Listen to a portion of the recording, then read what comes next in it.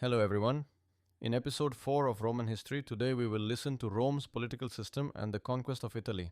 In Rome, the political order and social structure were built upon a complex system that functioned through well defined institutions, laws, and established practices, despite the absence of a written constitution.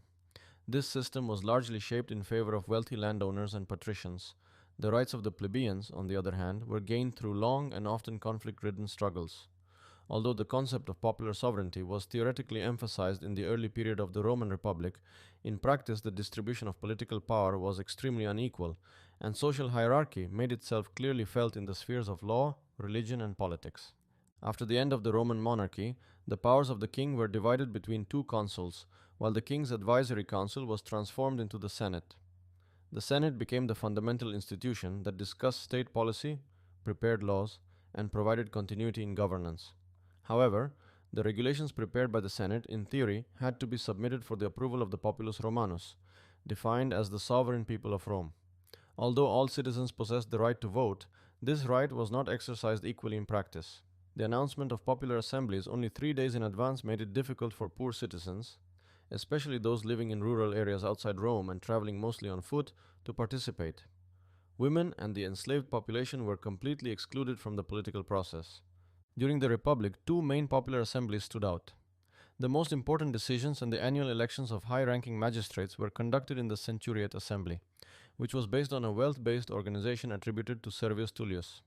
With its structure divided into 193 voting units, this assembly allowed wealthy citizens to control the majority and thus tilted the political decision making process in favor of the patricians and affluent elites. Lower level laws and officials were determined by the tribal assembly. However, this assembly was also largely under the influence of the elite class, who possessed extensive lands and luxurious villas due to the tribal structure that covered mostly rural regions. As a result, although the popular assemblies in Rome formally presented a participatory structure, decisions systematically reflected the interests of the elites.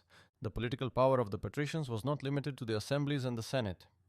At the same time, the majority of priestly offices in Rome were also under patrician control. This situation allowed them to influence not only religious ceremonies but also the political process. Patrician priests had the authority to veto laws they disliked on the grounds of inauspicious omens. Thus, religion functioned as a mechanism of control standing above law and politics, and the privilege of interpreting the will of the gods further deepened social inequality. The sack of Rome by the Gauls in 390 BCE made the consequences of this unequal order even more visible. Marcus Manlius, the patrician who directed the defense of the city, gained fame as a hero who saved Rome from total destruction through his resistance on the Capitoline Hill. However, after the sack, the plebeians were forced to borrow money from the patricians at high interest rates. Manlius's intervention on behalf of the debtors led to his execution on charges of aspiring to kingship. This event clearly demonstrates that the Roman aristocracy did not hesitate to sacrifice even a hero from within its own ranks when it believed its economic and political interests were under threat. Although the plebeians' search for political representation was partially addressed through the institution of the tribunate, direct action sometimes became inevitable. The revolt of plebeian soldiers in 451 BCE initiated the process that led to the birth of written law in Roman history.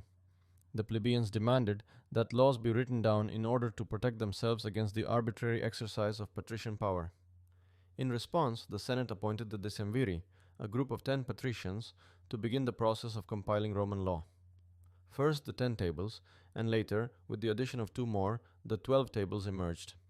Although these laws were far from perfect, they created a written legal framework applicable to all in fundamental matters such as property, debt bondage, marriage, and inheritance.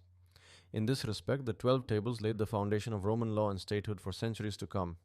Rome's political institutions and laws were also closely connected to the physical and sacred boundaries of the city.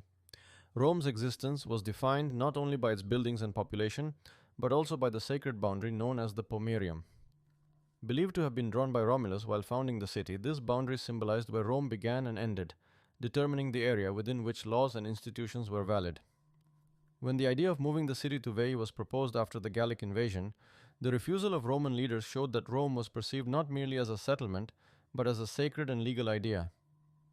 As Rome expanded, the pomerium expanded as well, and this sacred space was made tangible through walls or stone boundary markers. In conclusion, the relationship between the people and power in early Rome was built not on equality but on balance and control. Although the Republic had emerged with a claim of freedom against tyranny, This freedom remained for a long time in the hands of a select minority. The codification of laws and the institutional gains of the plebeians created important turning points in Roman political culture. However, these developments made social inequalities more orderly and manageable rather than eliminating them.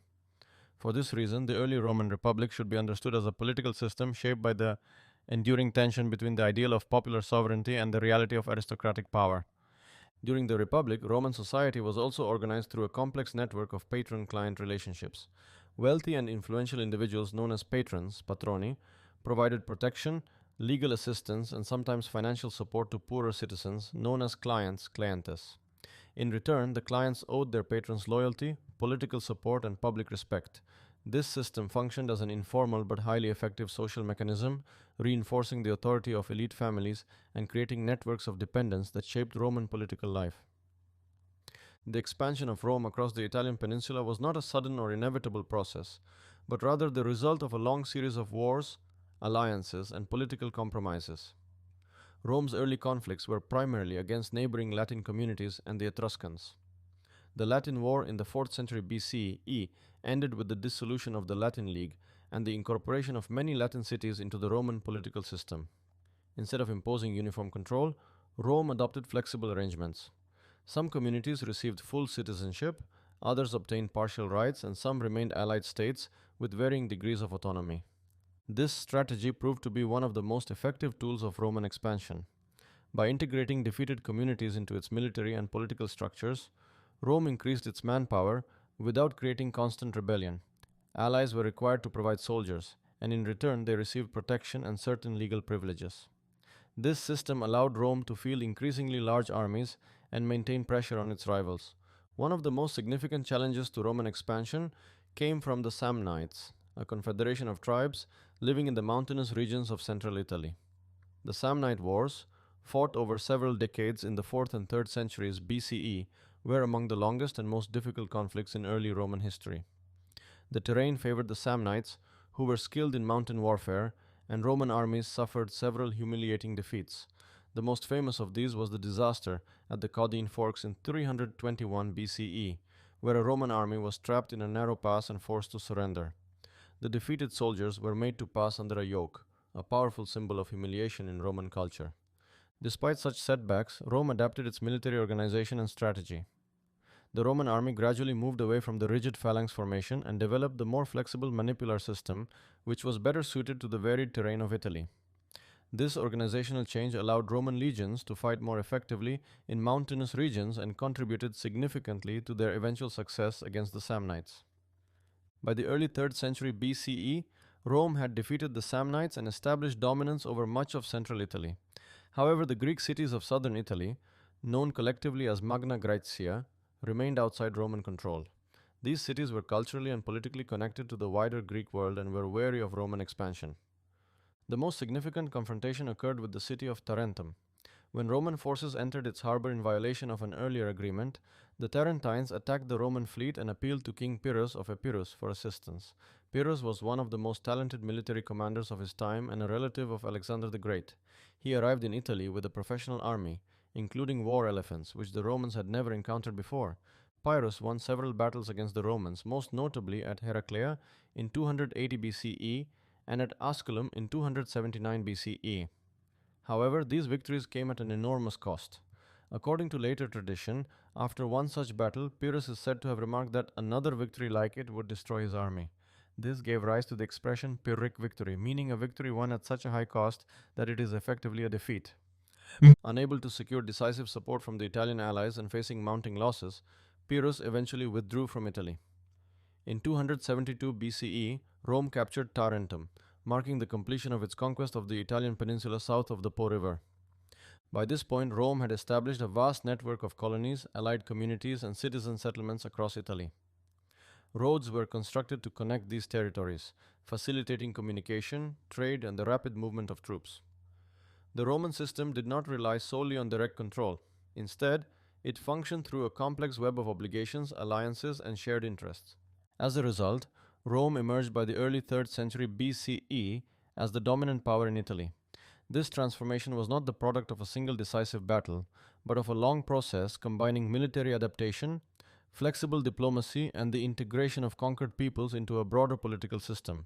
The conquest of Italy laid the foundations for Rome's later expansion across the Mediterranean world and marked the beginning of its rise as a major imperial power.